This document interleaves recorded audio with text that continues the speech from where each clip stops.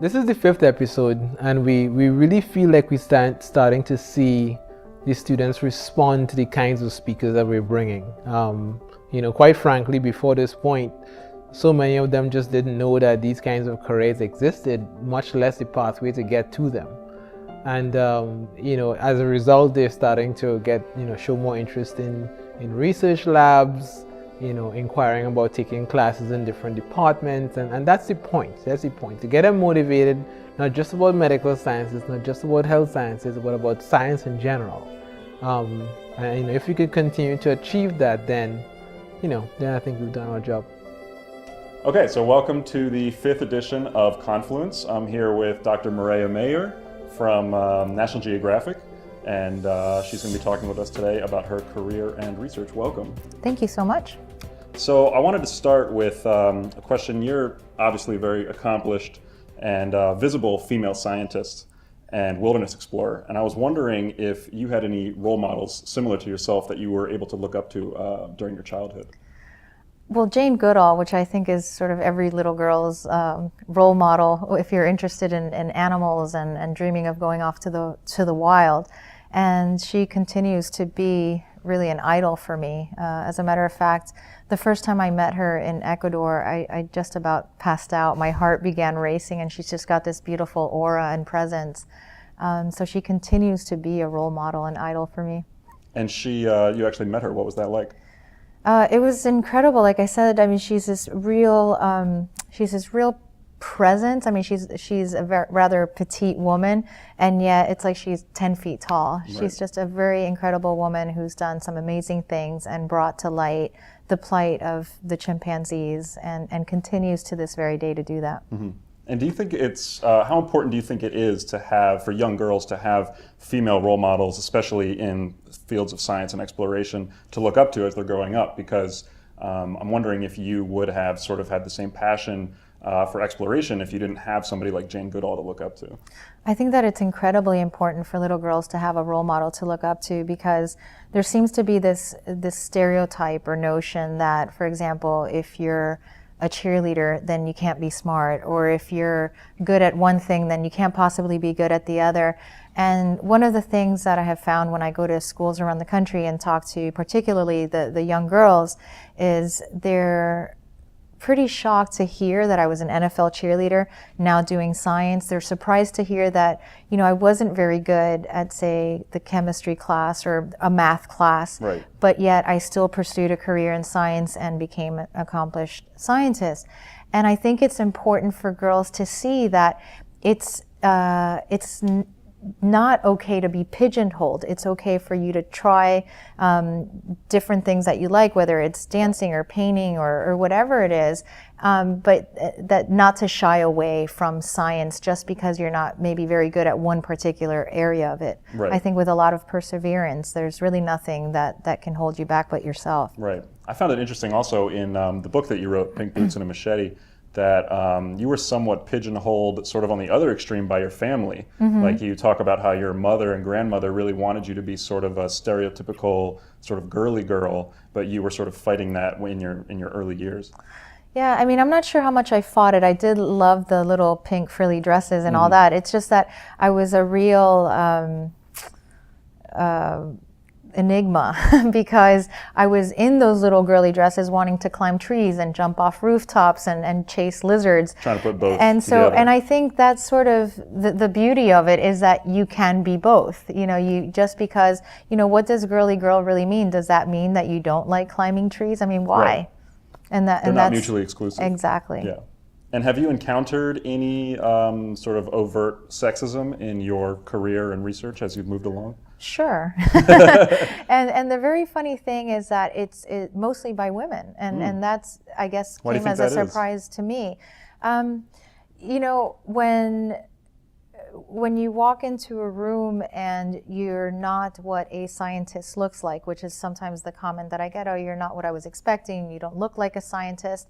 You have to, I think, stop and ask yourself, well, what does a scientist look like? And, when I'm in the field and perhaps, there are other female researchers who, for example, have chosen not to shave, and then I come in and I'm clean shaven, and they'll say, they'll make a comment to Right. that effect, like that makes me somewhat less of a scientist, Right. which I always thought funny. So, because I don't think that by being hairier you're any better of a scientist, or so it's just a funny reaction that I feel that I think it's because women have had to fight so hard to compete and to be tougher and to appear more qualified than Right. the guys. So maybe in I come, and to me, what you think of, my appearance and whether I'm looking like a scientist is not an issue for me. I know that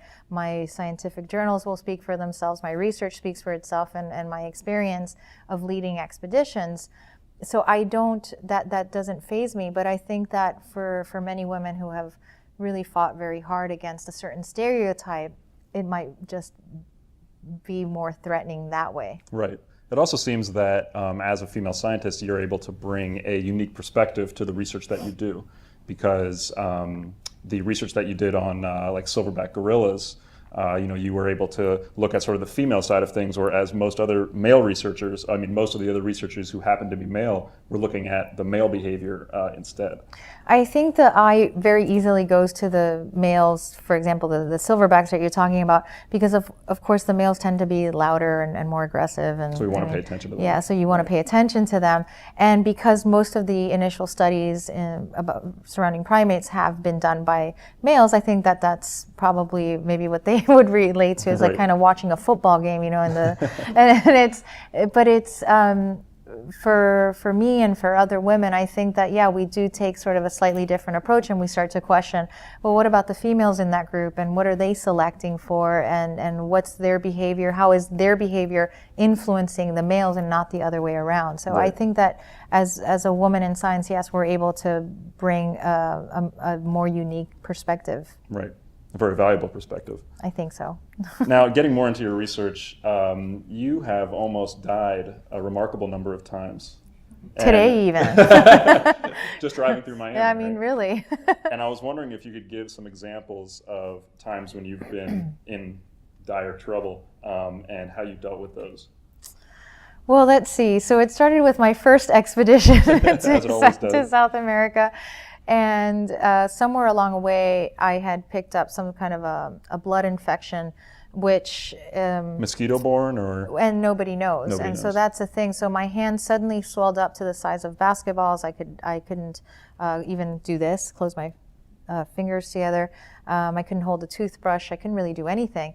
And then all of a sudden, my arm started getting more swollen. I was getting red streaks going up my legs, which of course is an immediate sign that you should get to a hospital because your infection has now gone systemic. And did you try to get to a hospital at that point? No, not because I was trying to be the stubborn woman who was not going to leave an expedition because of a minor injury, which, Minor injury. Right. So, but eventually I knew it was time, and I did leave, and I went back to the U.S. to seek medical care. And I was told by the doctors that had I waited one more day, I would have died. So that was the first expedition. I've come very close to having my head ripped off by one particularly grumpy gorilla in Congo. I've been in some pretty dangerous people situations in and around some of the countries that I work in, where the political state is not stable. And then, of course, there was the plane crash in Congo that just little plane crash. survived. Just toss it in as an aside.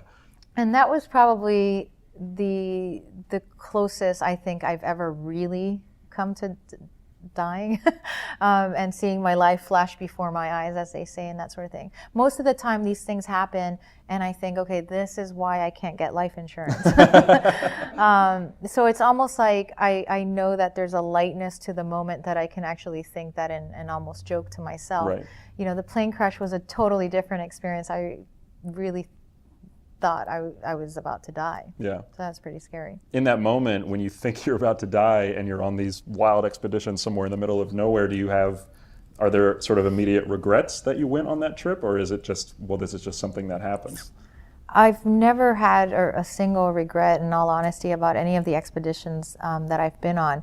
In that moment, was I thinking, boy, why am I on this flight? You know, but really, what I remember very clearly thinking in that moment was about my kids. I had a split image at the time. I had two girls, and I had the split image of both my girls, and I couldn't believe that I would never see their faces again. But as far as regretting, never. I really have loved even the moments when I'm digging a worm out of my foot or whatever it is that's going on out there. You know, you're in the rain for weeks on end and you have no more food. I mean, there's all these, but I still love every second that I'm out. I feel very lucky and fortunate to be able to do what I do. And I understand the draw of the expeditions that are for scientific research, right? Mm-hmm. But you also sometimes go on expeditions that seem to be purely for just the thrill of exploring. And I'm particularly thinking of the expedition you did in Africa where you were retracing David Livingstone's, well, actually it was Henry Morton Stanley's search for David Livingstone. Now that was an expedition that had obviously been done already, right? Mm-hmm. It had been done by the guy, it was in the 1800s? 130 years ago. Right, 130 years ago. And there wasn't a scientific aspect to that trip, right? Am I mistaken? No, and then to be honest, that's been the only expedition I've undertaken that hasn't had a scientific aspect.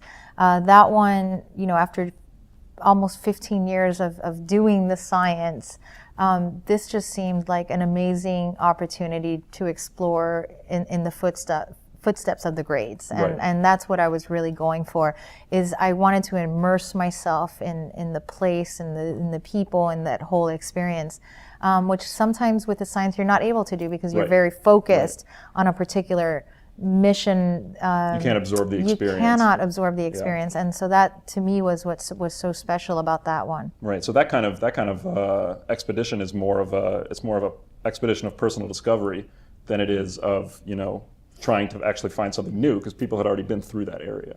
That's right. I mean, but what I will say is that in all of the explorations, something new can surface. And I think that's the beauty of exploration, is you don't always know what you're going to find. In fact, so many of the best discoveries have happened simply by being there. Right. And so I think that every time I go to one of these places, I know that there's an inherent chance that I could find the next big thing or even the next small thing, as in the case of the little primate that we discovered. So it's the same thing with this expedition. I mean, did we make a new scientific discovery?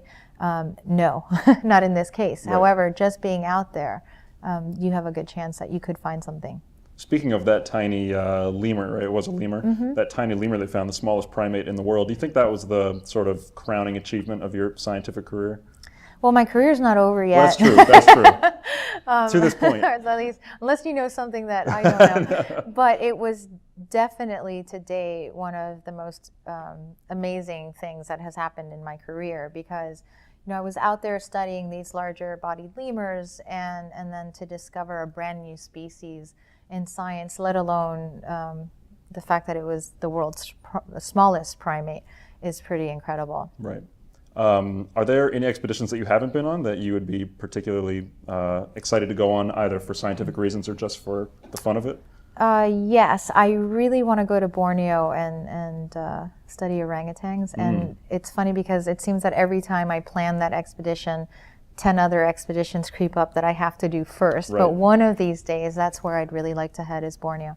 I am deathly afraid of orangutans. Because aren't they like the strongest primates? They can like rip a man's arms off, can't they? I've never seen them arm wrestle a gorilla, so I can't. But I mean, I would think that a gorilla is actually the strongest just by sheer size and weight and muscular capacity. But regardless, whether you're talking about a gorilla, an orang, or a chimp, it can tear your arm off. So yes, it's a very powerful animal. Right. I just keep thinking about when you see them in zoos, the orangutans have those incredibly long they arms. Really I feel like do. They're longer Far than, reach, yeah. Right, and in comparison to their body size. Yeah. I don't know, there's something about those long arms. It just feels like they could get you. But kind of creepy out. Yeah, but it's still exciting. I also find it interesting, so many of your expeditions and scientific research has been in third world countries, South America, Africa, Madagascar, and you've encountered a lot of environmental degradation, illegal activities, poaching, deforestation, all of these problems. And it's obvious from your research and your writings that you are very passionate about the animals and about the conservation of the natural realm, but you're also at the same time very passionate about the people and who live in these areas and are interacting with this environment. And I'm wondering if you could speak to how you think we can balance sort of the need for conservation of these species in these natural areas with the need of these third world countries to grow economically and provide for their people. Oh, if only I had that magic answer. I mean, really, it is a situation where when you're in areas of extreme, poverty that are also very rich in biodiversity, it's a delicate and difficult situation because you, as a conservationist, as a scientist, are there to try and protect these lands and the amazing species that live in them. And yet you need to be very sensitive to the people that are struggling to eat day to day. Right. And I think it really is such a fine balance. I never want to feel like I've imposed myself or my beliefs or my desires to protect a species or a forest ahead of the needs of the local people, because at the end of the day, that's not my land, that's their land. And so I think in an ideal situation, what you have is a nice collaborative effort, which begins with sort of the education and appreciation, where, for example, a lot of the kids in Madagascar had never seen a lemur, yet those animals are only found in their backyard. So for me, it was always very important to have these, I'll call them field trips, with the kids for them to see these lemurs in their natural habitat, because what happens instantly is that the kids just fall in love with these animals. Right. And then they care. And it's the same thing really with the adults. And so it's really all about education. It's so much about education and awareness. And I think that we as humans care about what we know. So if they don't really know about it, or if they are not understanding of what you're doing there because you're not telling them, I think that there's also a defense mechanism that might go up. So I think that in every which way that we can involve the local people, we're going to be more successful. Also, it's about providing alternatives to them. I mean, you cannot think that you're going to walk into an area like this and just say, stop hunting, stop cutting down the trees, stop. You have to provide an alternative, and that's the responsible and right thing to do. So by creating jobs where the animal is worth more alive or the forest is worth more present than not, I think that you're going to be more successful. And I think just that connection, the fact that, these animals need the forest, but the people are really just as dependent on those forests for their livelihoods. Right. And I think that's a very important connection to make too. When I was reading your book, I was thinking about if there was a way to expand sort of the cultural context of the sacredness of these places, like especially in Madagascar when you were looking for the shifakas, and you eventually found, you're having a lot of trouble finding them, but you eventually found a relatively large population in this one area that was sacred to the local peoples, and so it had been kind of a de facto reserve. That's right. And they had, an area where they could be, it was a safe space for them. And if there's a way to sort of expand that cultural thinking about this one space as a sacred space to a larger area. Right.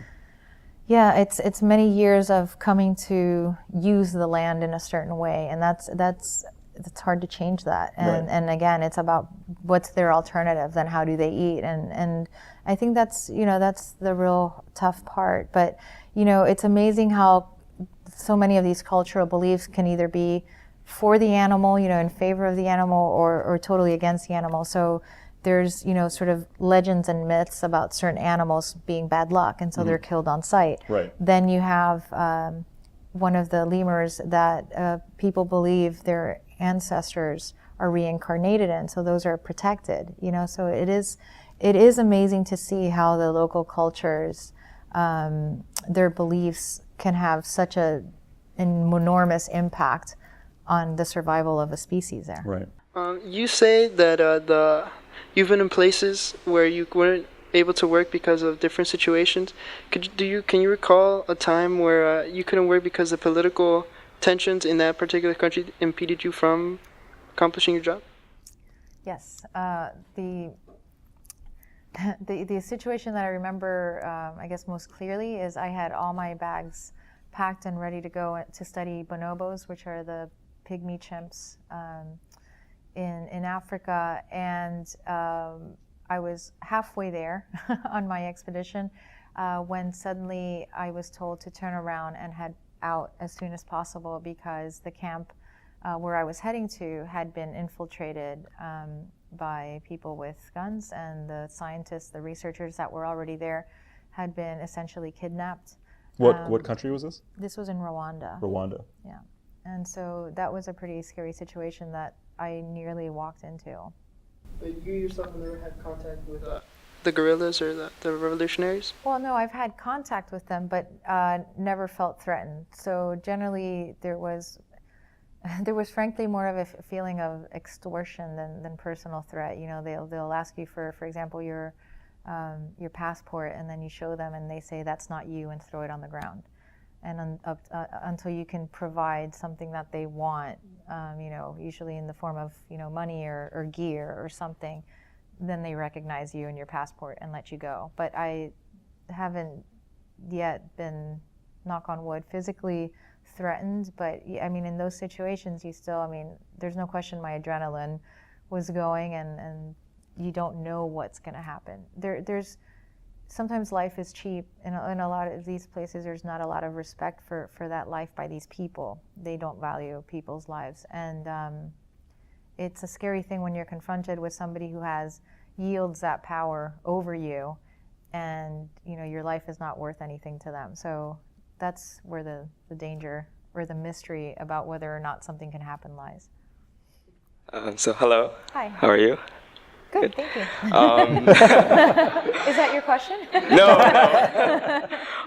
So from what I've heard, the majority of your expeditions have been in tropical environments as well as sub-Saharan, I think, environments in Africa. Mm-hmm. Have you ever been to a colder area, such as the tundra or the Arctic?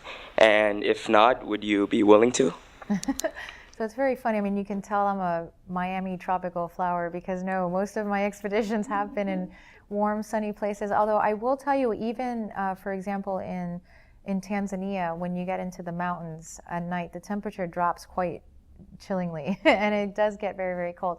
I have not been to the Arctic. I would love to go to the Arctic. It's just that, you know, so far there's no monkeys or that sort of thing there. And then the other thing is that I was in Japan, in Kyoto, and gosh, I forget the name of the mountain that I was in, but These are the Japanese macaques? It was the Japanese macaques, and I'm completely blanking out on the name. Anyway, that was probably as cold as I felt comfortable in, and I didn't feel very comfortable. So I don't generally have a real scientific mission in cold places, but certainly to just go and experience and explore Antarctica, I would, or the Arctic, I would love to. Okay, thank you. Thanks. You said that you became interested in a career with science when you took an anthropology class. Would you mind elaborating how exactly you started your career in animals and whatnot from there?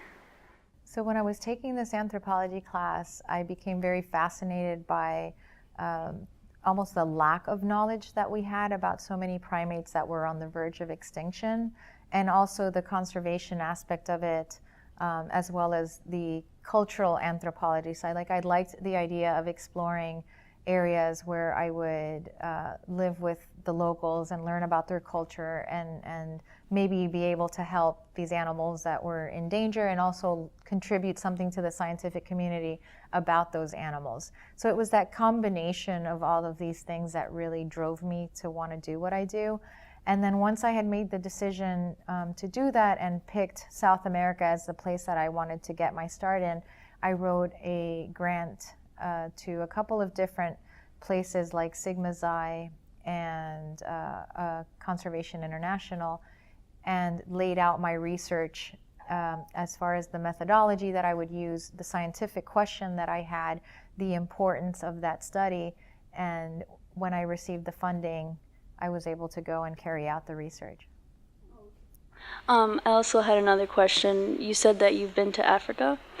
What kind of precautions you take so as to not like get any of the diseases that are there?